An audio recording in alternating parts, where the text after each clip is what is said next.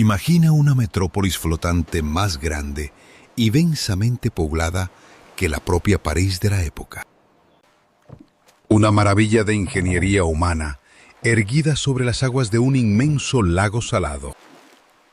En solo 93 días, esta megalópolis de 300.000 almas fue reducida a cenizas y escombros. 80 días de asedio ininterrumpido consumieron a más de 100.000 personas bajo un manto de sangre. Fue una sinfonía macabra de fuego artillero, guerra biológica y una hambruna completamente devastadora. ¿Cómo logró un contingente europeo de apenas 1.000 hombres aniquilar al imperio más temible de Mesoamérica? Hoy diseccionamos la caída de Tenochtitlán, revelando las verdaderas mecánicas tácticas detrás de la masacre. Confirma tu alistamiento con un me gusta y suscríbete para marchar junto a nosotros por los campos de batalla más despiadados de la historia. Corría el año 1521 y el polvo de la derrota aún asfixiaba a los invasores. Hernán Cortés y sus fuerzas habían sido expulsados brutalmente de la capital mexica durante la famosa Noche Triste. Estaban heridos, exhaustos, mermados y rodeados por un territorio profundamente hostil. Cualquier comandante ordinario habría ordenado una retirada inmediata hacia la costa para salvar la vida. Pero Cortés no operaba bajo la lógica de la supervivencia básica. Comprendió que el imperio azteca jamás colapsaría en una confrontación directa a campo abierto. Para decapitar a la serpiente de obsidiana, necesitaba aislarla y asfixiarla mediante la inanición absoluta. Tenochtitlán era una formidable fortaleza insular, conectada a tierra firme por 3 calzadas principales. Quien controlara las aguas del inmenso lago de Texcoco dictaría inevitablemente el destino de la capital. La genialidad táctica de la campaña se basó en una logística industrial sin precedentes. Cortés ordenó la construcción de 13 bergantines militares en el territorio aliado de Tlaxcala. El maestro carpintero Martín López dirigió esta monumental tarea de ingeniería naval tierra adentro. Talaron bosques enteros, ensamblaron el esqueleto de las naves y luego las desarmaron meticulosamente. 8.000 porteadores indígenas cargaron las pesadas piezas a través de 80 kilómetros de escarpadas montañas. Fue un esfuerzo logístico titánico que requirió una coordinación milimétrica bajo constante amenaza de emboscada. Mientras la madera viajaba por las cordilleras, la diplomacia se convertía en el arma más letal del arsenal español. El imperio mexica se sostenía estructuralmente mediante el terror continuo y la exigencia de tributos de sangre. Decenas de pueblos subyugados albergaban un odio profundo, forjado durante décadas de dominación absoluta. Cortés capitalizó hábilmente este resentimiento crónico.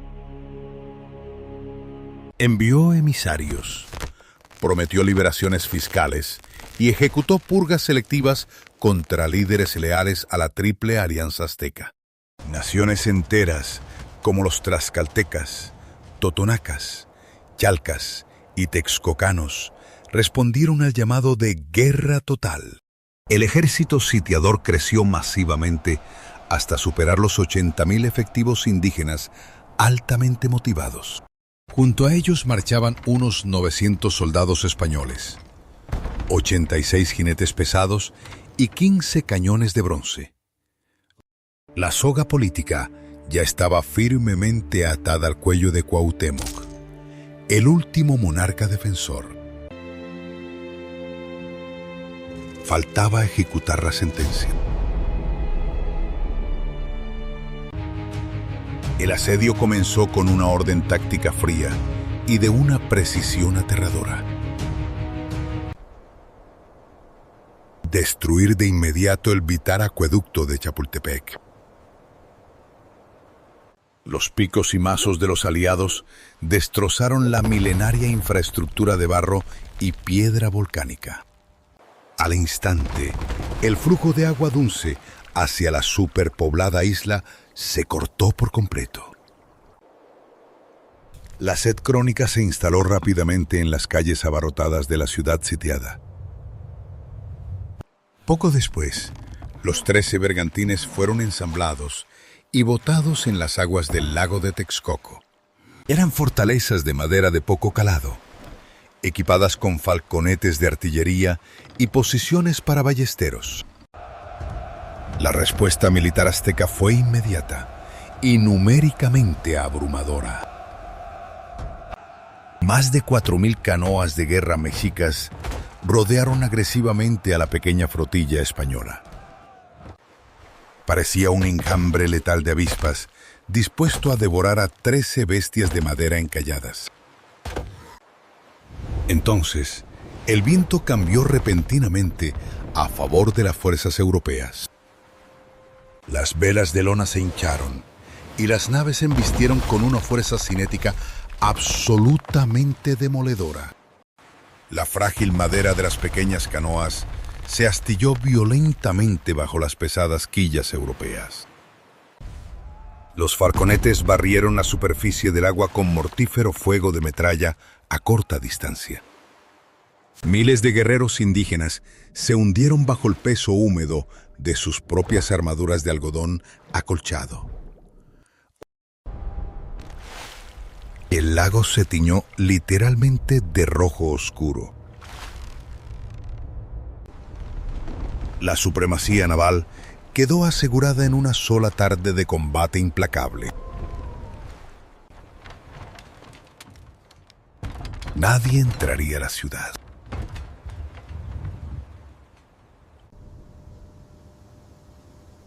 Nadie saldría jamás.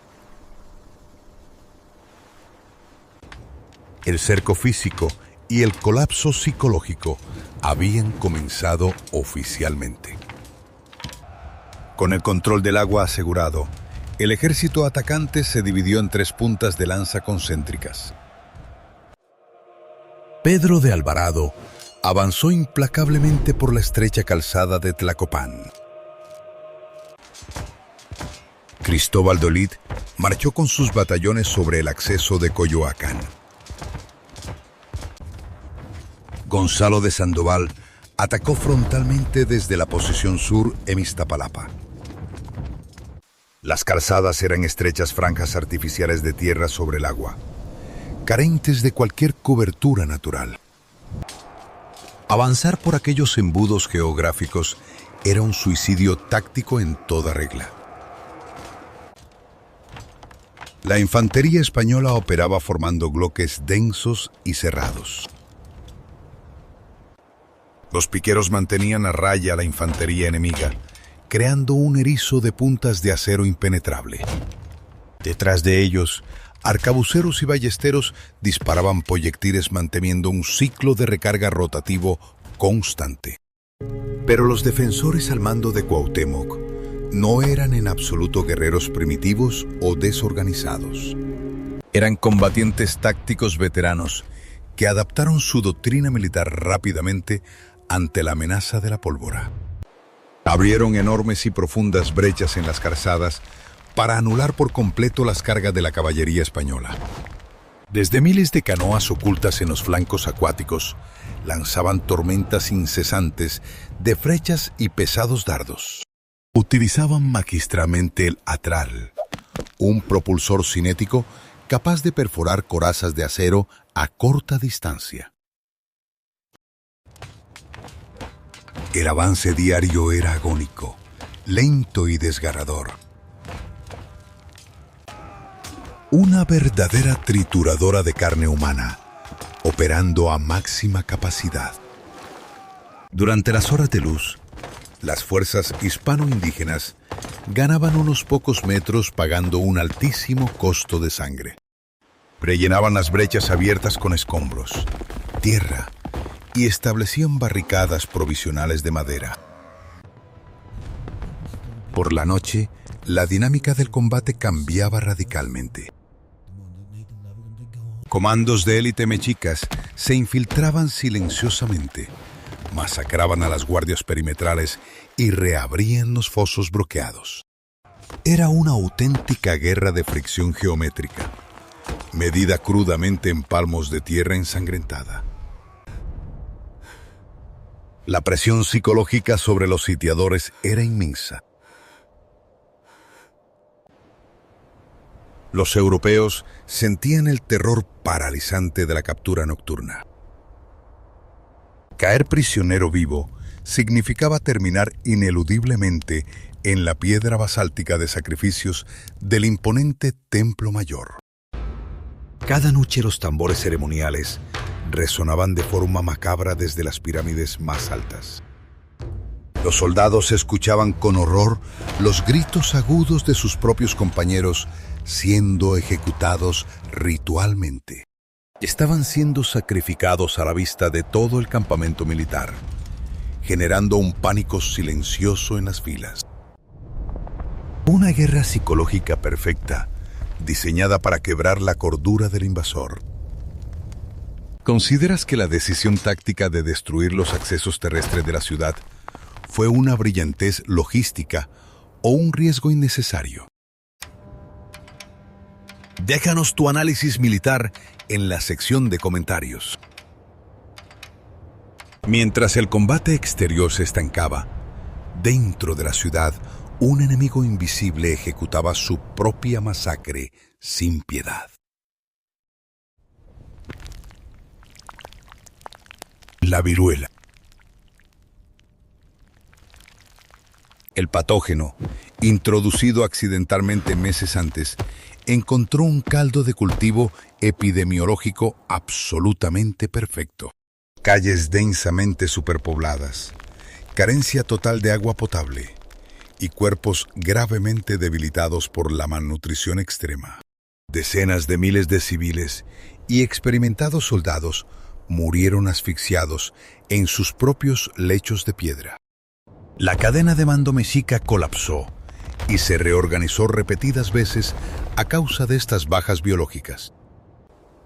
Aún así, la resistencia urbana continuó con un fanatismo militar asombroso. Cuauhtémoc lideró una defensa de guerrilla callejera brillante e inquebrantable, pese a la inferioridad material. Ordenó estratégicamente clavar pesadas estacas de madera ocultas bajo el agua para empalar las quillas de los bergantines. Los formidables guerreros Águila y Jaguar organizaban emboscadas letales en las angostas calles empedradas de los suburbios. El macuahuitl, una densa espada de madera equipada con afiladísimas hojas de obsidiana, causaba heridas traumáticas espantosas. Un impacto directo bien encajado podía cercenar fácilmente las extremidades de un jinete o decapitar a su montura. A mediados del mes de julio, la fatiga acumulada comenzó a fracturar severamente la moral de la alianza sitiadora. Una gran ofensiva combinada española fue repelida con inusitada brutalidad en los angostos canales del barrio de Tlatelolco. Más de 60 soldados españoles fueron capturados vivos tras una maniobra de pinza perfecta. Fueron arrastrados de inmediato a las altas pirámides para su ejecución pública. Aquella estrepitosa derrota táctica casi disuelve la enorme coalición indígena que sostenía a Cortés. Muchos aliados menores, dudando de la victoria final, comenzaron a desertar silenciosamente hacia sus territorios de origen. Cortés analizó la situación táctica y comprendió que el combate urbano clásico terminaría destruyendo a su mermado ejército. Las emboscadas verticales desde los techos de las casas eran letales para el avance de su infantería pesada. El terreno elevado pertenecía al enemigo. Tomó entonces una decisión fría, puramente pragmática y logísticamente devastadora. Ya no habría intento de conquista intacta.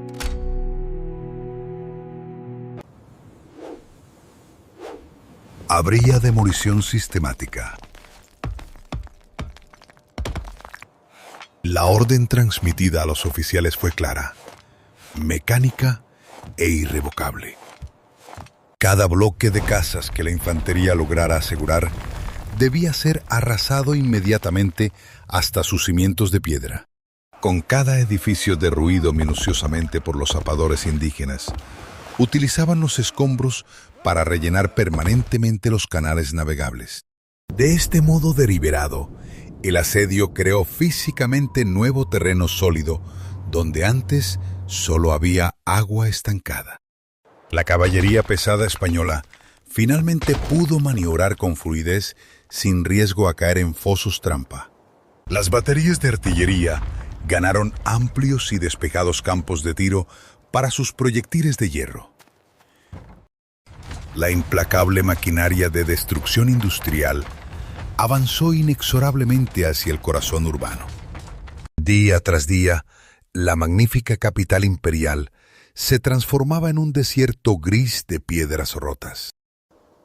El hambre en el aislado Bando Mexica alcanzó niveles de horror verdaderamente infernales. Los crudos testimonios históricos relatan que los sobrevivientes hambrientos hervían cuero de escudos y masticaban cortezas de árboles. Devoraban raíces amargas e insectos extraídos del barro seco.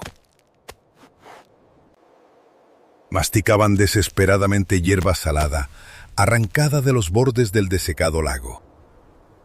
La densa peste emanada por los miles de cuerpos insepultos volvía el aire de la ciudad literalmente irrespirable. Y pese al infierno terrenal, los guerreros restantes se negaban tajantemente a capitular. Se aferraban frenéticamente a cada metro cuadrado de ruinas humeantes, empuñando lanzas rotas y piedras afiladas. El cerco físico se apretó de forma aplastante hasta concentrar a los últimos defensores en el populoso mercado de Tlatelolco. Allí ya no existía doctrina ni táctica militar ordenada, solo una matanza caótica a muy corta distancia. Los combatientes tlaxcaltecas, liberados repentinamente de un siglo de opresión tributaria, no mostraron ninguna piedad hacia los caídos. Buscaban purgar el pasado y aniquilar a sus antiguos y odiados amos de forma definitiva. El 13 de agosto de 1521, el mecanismo de resistencia finalmente se rompió.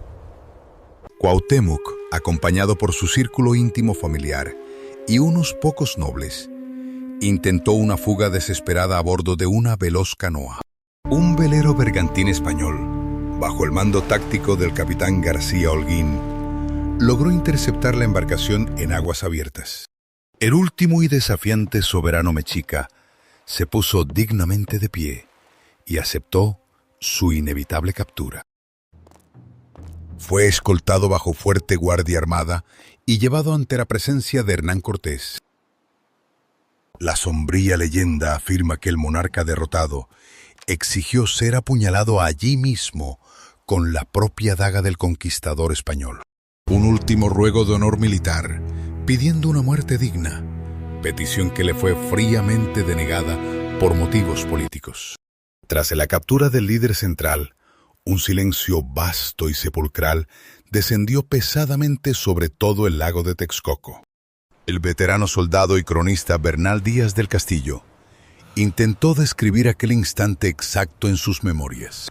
Describió el repentino cese del estruendo bélico como una sordera repentina, densa y profundamente perturbadora. El humo negro y denso cubría por completo los restos humeantes de la que fue la ciudad más grande del Nuevo Mundo.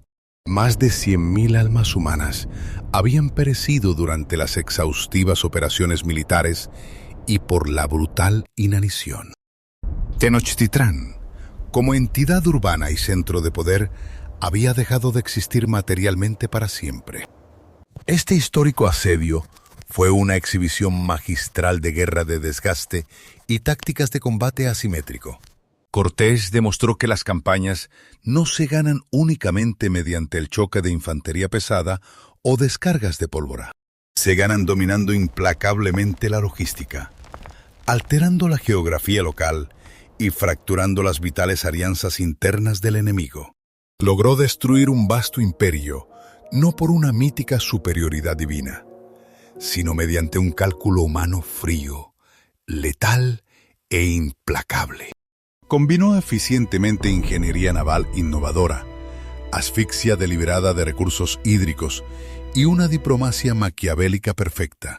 La violenta caída del Imperio Azteca redibujó irreversiblemente el mapa geopolítico y cultural de todo el planeta Tierra. Sus antiguos cimientos de piedra se ahogaron bajo las nuevas calles trazadas de una emergente y compleja era colonial. La guerra, como dejó claro este asedio de 80 días, nunca perdona el aislamiento estratégico. Las fallas en las alianzas políticas terminan pagándose inevitablemente con el colapso absoluto.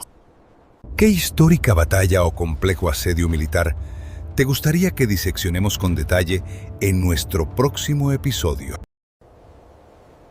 Déjanos tu propuesta estratégica abajo en la caja de comentarios.